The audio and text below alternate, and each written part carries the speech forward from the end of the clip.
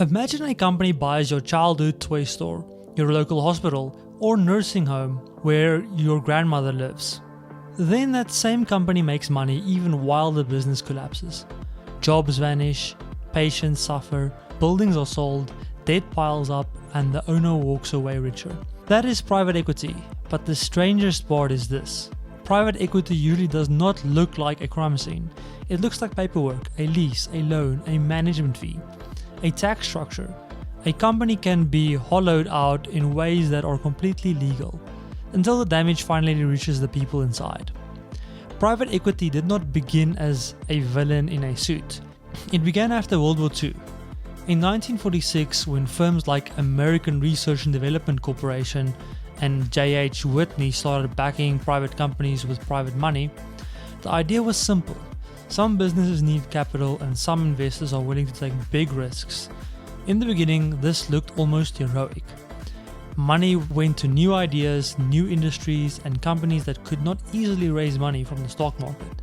But then came the second version of private equity, the leveraged buyout. In 1976, KKR was founded, and the playbook became famous. You buy a company using some of your own money, but mostly borrowed money. Then the company you bought has to carry the debt on its own back. By 1980s, private equity had discovered rocket fuel, junk bonds, debt markets, and a belief that public companies were bloated and badly run. The most famous symbol was the 1988 buyout of RJR Nabisco. It became the Wall Street drama of the era. Huge egos, huge fees, huge debt, and one simple message to America. Companies were no longer just places where people worked. They were financial objects. Still, private equity had a serious argument. Sometimes outside owners can make companies sharper, faster, and more disciplined. Debt can force managers to stop wasting money. Private ownerships can let a company make painful changes away from public shareholders. That is the normal version of the story.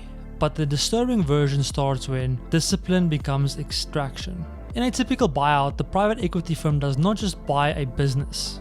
It changes the physics of the business. Suddenly the company has debt payments. It may pay management fees to its new owners. It may sell its buildings and rent them back. It may cut staff, raise prices, or delay maintenance just to hit financial targets. Because private equity funds have deadlines, the clock is always ticking. They want to improve the company, sell it, and return money to investors. That can create value, but it can also create a terrifying incentive. Get cash out now and leave someone else holding the fragile shell later. Everyone knows the sad version of Toys R Us. Amazon arrived, Walmart competed, kids stopped begging their parents to go to giant toy stores in the same way. But there is another part. In 2005, Toys R Us was taken private by KKR, Bain and Vornado. The deal left the company with billions in debt. So when the retail world changed, Toys R Us needed room to breathe. Instead, it had an evil tied to its chest. By 2017, it was bankrupt. By 2018, stores were closing. Thousands of workers were left fighting for severance. Private equity did not invent e-commerce, but it helped make the company less able to survive it. One of the most disturbing lesser-known cases is Mervyn's, a department store chain. The scary part was not just layoffs, it was real estate. After the buyout, the company's stores were effectively separated from the business.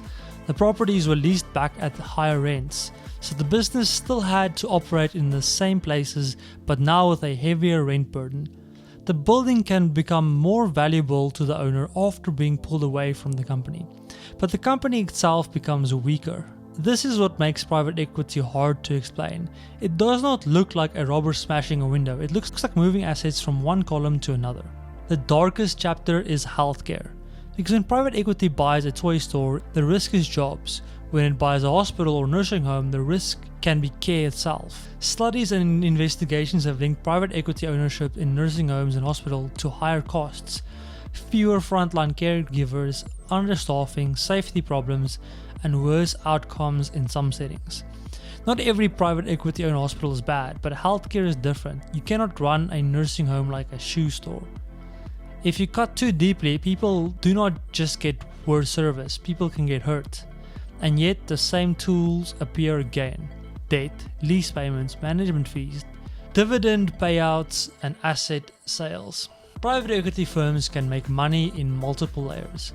They can charge management fees, collect carried interest, charge portfolio companies for advice, and use dividend recapitalization, where a company borrows money not to grow but to pay its owners. The SEC has brought fee disclosure and conflict cases at firms like KKR, Blackstone, and Apollo. These were not movie villain scandals, but they were boring, technical, contractual. And that is what makes them disturbing. The machine is not hidden because it's underground. It's hidden because it's complicated. Today, private equity is not shrinking, it's spreading. It's in healthcare, housing, infrastructure, insurance, private credit, and small businesses. Regulators are paying closer attention, but private equity keeps evolving faster than the public conversation. So the real question is not, is private equity good or evil? The real question is, what happens when the same financial model that can fix a broken company can also drain a vulnerable one? Because private equity is not disturbing because it always fails. It's disturbing because when it works, the profits are private. But when it fails, the damage becomes public.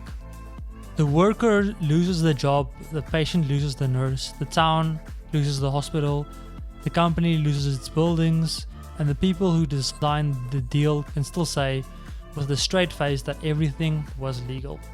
That is this real history of private equity, not a secret conspiracy, a business model, one that can build, break, and touch almost every part of modern life.